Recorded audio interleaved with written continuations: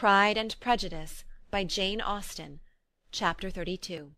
Elizabeth was sitting by herself the next morning, and writing to Jane while Mrs. Collins and Maria were gone on business into the village, when she was startled by a ring at the door, the certain signal of a visitor. As she had heard no carriage, she thought it not unlikely to be Lady Catherine, and under that apprehension was putting away her half-finished letter that she might escape all impertinent questions, when the door opened, and to her very great surprise, Mr. Darcy, and Mr. Darcy only, entered the room. He seemed astonished, too, at finding her alone, and apologized for his intrusion by letting her know that he had understood all the ladies were to be within.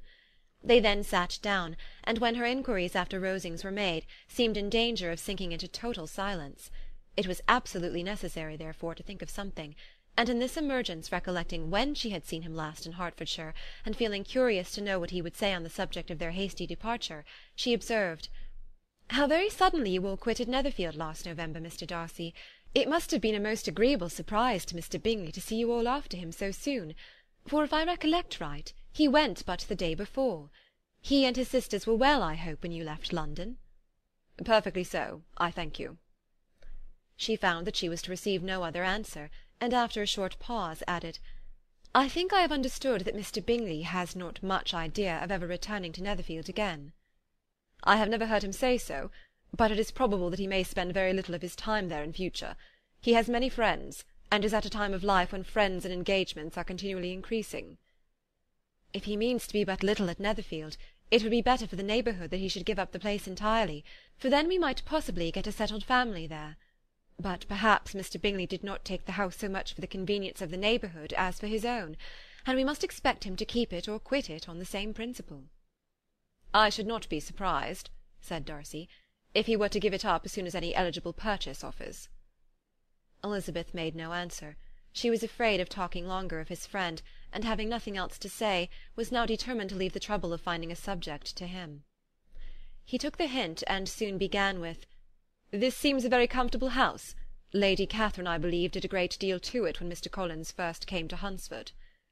"I believe she did, and I am sure she could not have bestowed her kindness on a more grateful object." "Mr. Collins appears to be very fortunate in his choice of wife." "Yes, indeed. His friends may well rejoice in his having met with one of the very few sensible women who would have accepted him, or have made him happy if they had. My friend has an excellent understanding, though I am not certain that I consider her marrying Mr. Collins as the wisest thing she ever did. She seems perfectly happy, however, and in a prudential light it is certainly a very good match for her." "It must be very agreeable for her to be settled within so easy distance of her family and friends." "An easy distance, do you call it? It is nearly 50 miles." "And what is 50 miles of good road? Little more than half a day's journey. Yes, I call it a very easy distance." "I should never have considered the distance as one of the advantages of the match," cried Elizabeth. "I should never have said Mrs. Collins was settled near her family." "It is a proof of your own attachment to Hertfordshire. Anything beyond the very neighbourhood of Longbourn, I suppose, would appear far." As he spoke there was a sort of smile which Elizabeth fancied she understood. He must be supposing her to be thinking of Jane and Netherfield, and she blushed as she answered, "I do not mean to say that a woman may not be settled too near her family. The far and the near must be relative, and depend on many varying circumstances. Where there is fortune to make the expenses of travelling unimportant, distance becomes no evil. But that is not the case here. Mr. and Mrs. Collins have a comfortable income, but not such a one as will allow of frequent journeys, and I am persuaded my friend would not call herself near her family under less than half the present distance." Mr. Darcy drew his chair a little towards her, and said, "You cannot have the right to such a very strong local attachment. You cannot have been always at Longbourn." Elizabeth looked surprised. The gentleman experienced some change of feeling. He drew back his chair, took a newspaper from the table, and glancing over it, said in a colder voice, "Are you pleased with Kent?" A short dialogue on the subject of the country ensued, on either side calm and concise, and soon put an end to by the entrance of Charlotte and her sister, just returned from her walk. The tete-a-tete surprised them. Mr. Darcy related the mistake which had occasioned his intruding on Miss Bennet, and after sitting a few minutes longer without saying much to anybody, went away. "What can be the meaning of this?" said Charlotte, as soon as he was gone. "My dear Eliza, he must be in love with you, or he would never have called on us in this familiar way." But when Elizabeth told of his silence, it did not seem very likely, even to Charlotte's wishes, to be the case; and after various conjectures, they could at last only suppose his visit to proceed from the difficulty of finding anything to do, which was the more probable from the time of year. All field sports were over. Within doors there was Lady Catherine, books, and a billiard table; but a gentleman cannot always be within doors, and in the nearness of the parsonage, or the pleasantness of the walk to it, or of the people who lived in it, the two cousins found a temptation from this period of walking thither almost every day. They called at various times of the morning, sometimes separately, sometimes together, and now and then accompanied by their aunt. It was plain to them all that Colonel Fitzwilliam came because he had pleasure in their society, a persuasion which of course recommended him still more; and Elizabeth was reminded by her own satisfaction in being with him, as well as by his evident admiration of her former favourite George Wickham; and though, in comparing them, she saw there was less captivating softness in Colonel Fitzwilliam's manners, she believed he might have the best informed mind.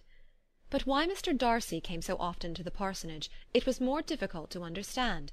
It could not be for society, as he frequently sat there 10 minutes together without opening his lips; and when he did speak, it seemed the effect of necessity rather than of choice, a sacrifice to propriety, not a pleasure to himself. He seldom appeared really animated.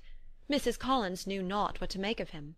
Colonel Fitzwilliam's occasionally laughing at his stupidity proved that he was generally different, which her own knowledge of him could not have told her; and as she would like to have believed this change the effect of love, and the object of that love her friend Eliza, she set herself seriously at work to find it out. She watched him whenever they were at Rosings, and whenever he came to Hunsford, but without much success. He certainly looked at her friend a great deal, but the expression of that look was disputable.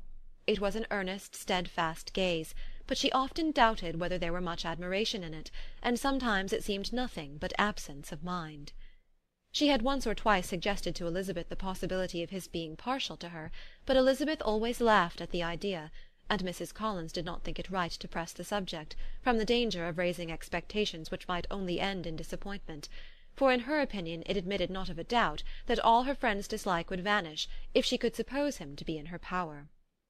In her kind schemes for Elizabeth, she sometimes planned her marrying Colonel Fitzwilliam.